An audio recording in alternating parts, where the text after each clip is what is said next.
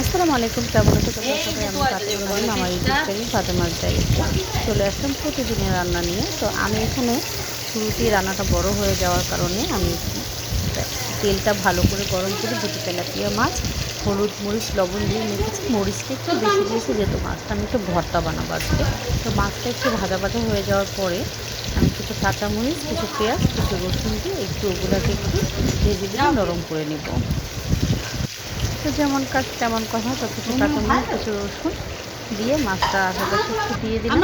দিয়ে একটু নরম নরম করে নিয়ে, তো কড়াইটা থেকে জায়গা হচ্ছে না, মাছটা একটু ভালো করে এদিক ওদিক করে ভেজে নিয়ে আমি একটা মাছ ছড়িয়ে ফেলবো। ছড়িয়ে ফেলে আমি এখানে বেশ কিছু ধনে পাতা দেবো, কারণ ধনে পাতাটা খুবই ভালো লাগে।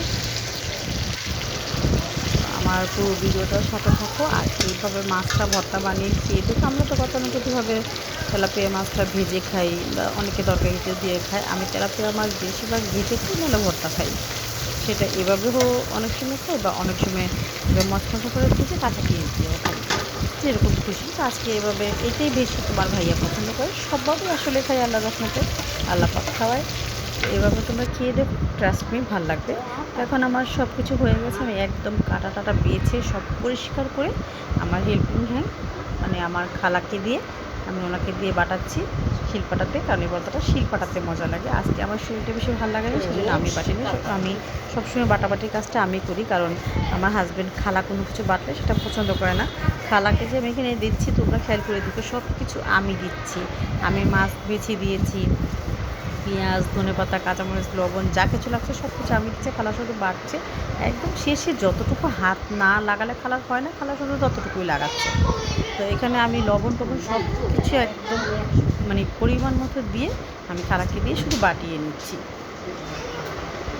এই তো। আর আমার ভিডিওটা যদি তোমাদের ভালো লাগে, পুরো ভিডিওটা দেখার পরে যদি তোমরা মনে করো আপুর ভিডিওটা ভালো লাগে, আপুর পাশে থেকো, একটা লাইক কমেন্ট শেয়ার করে দিও। আর চ্যানেলটা এখনও যদি সাবস্ক্রাইব করে না থাকো, সাবস্ক্রাইব করে দিও। আর যদি পেজ থেকে আমার পেজটা ফলো করে দিও। তো আমি এখানে অনেক বেশি তেল হয়ে গিয়েছিল, তেলটা আমি চেপে চেপে দিচ্ছিলাম, যদিও আমি মাছটাকে সরিষার তেলে বেজেছি। আমি কোনো ধরনের ভর্তা যদি করি কোনো মাছের, তাহলে আমি সেটা কী করি, একটু সরিষার তেল দিয়ে করি। তাহলে হয় কি, আমরা তো ভর্তাটা সত্যিকারের অর্থে সরিষার তেল দিয়ে খাই, সেক্ষেত্রে দেখা যায় ভর্তাটা মজা লাগে, খানা বেটে নেওয়ার পরে আমি জাস্ট একটা ভালো একটা সার্ভিসিং ডিশে আমি একটা প্যারাতে ভর্তাটা নিয়ে নেব। খালা বাটাটা হোক, শিল বাটা হোক, খালা একটু মিশাবে, এতটুকু তো খালা ধরতেই হবে। আজকে আমার শরীরটা ভালো লাগলে আমি বাটাটা স্লাপের উপরে উঠে আমি নিজেই বেটে নিই। প্রায় সময় তোমরা খেয়াল করে দেখো আমার আগের ভিডিওগুলোতে আমিই বেশিরভাগ ভর্তাগুলো বানাই, যেগুলো শিলপাটাতে করতে হয়। এটাতে আমার কাছে তো ব্লেন্ডারে ভালো লাগে না। তোমাদের যদি শিলপাটাতে সমস্যা হয় বা কারোর নতুন সংসার শিলপাটা নেই, তারা শিলপাটা ব্যবহার করতে পারে। হ্যাঁ, শিলপাটা না থাকলে তারা তুমি ব্লেন্ডারে করতে পারো, কিন্তু সেক্ষেত্রে একবারে মিহি করো না, তাহলে ভালো লাগবে না, একটু ছাবা ছাবা। এই তো খালা খালা মতো করে বেটে নিচ্ছে। তার দুই একটা যদি দুই একটা যদি কাটার থেকেও যে আমি খালাকে বলেছি সেটা চেষ্টা করো যাতে মিশে যায়, গলা যাতে না লাগে। তারপরেও খালা, আমার এই খালার কাজ খুবই নিখুঁত কাজ, উনি খুবই ধীরে সুস্থে কাজ করে, খুবই শান্তশিষ্ট একজন মানুষ। তো আমি যে বললাম যে খালার হাতে খাই না, এই দেখো আমি একটু নিয়ে আমি লবণ চেখে দেখলাম যে লাগবে কি না। তো আমার খালার কাজ খুব পরিষ্কার, সেইগুলো আমার তারপর আমি সহজে করাই না।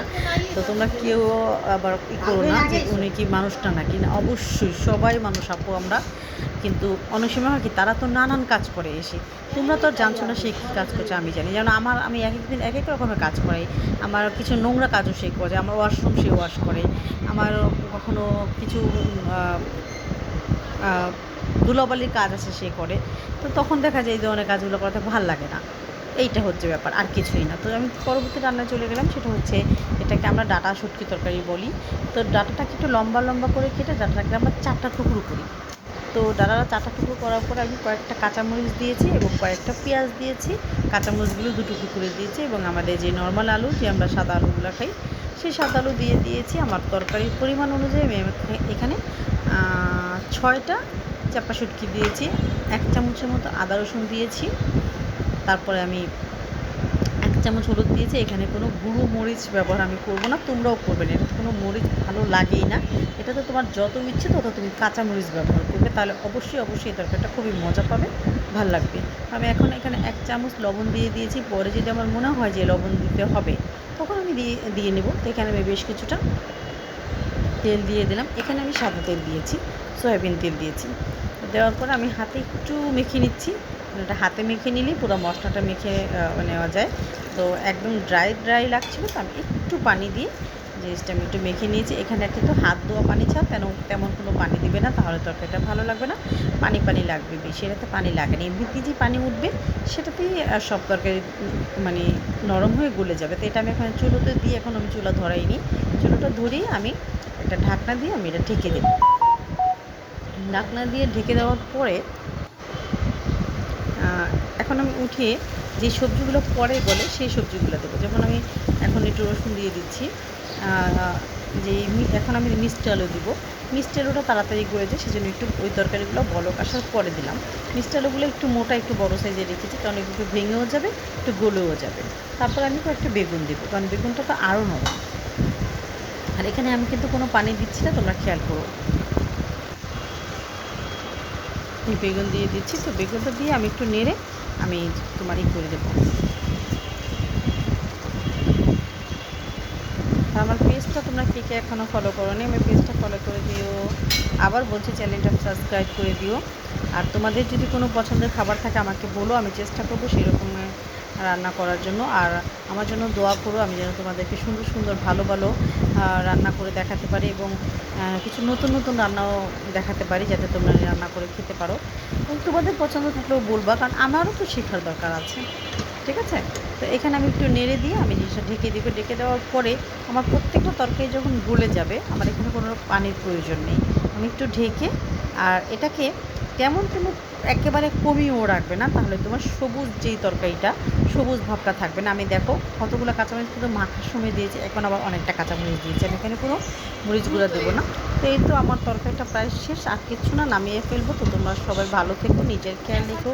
এই গরমের মধ্যে সবাই বেশি বেশি করে পানি খেয়েও, জুস খেয়েও, নিজেদের খেয়াল রেখো। আমার জন্যও দোয়া করো, আমি যত সুন্দর রান্না তোমাদেরকে উপহার দিতে পারি। তো আজকে আর কী বলবো, আজকে এই পর্যন্তই। সামনে যেন নতুন রান্না নিয়ে আসতে পারি। তোমরা ভালো থেকো, আজকে এখানেই রাখি। আল্লাহ হাফেজ, আসসালামু আলাইকুম।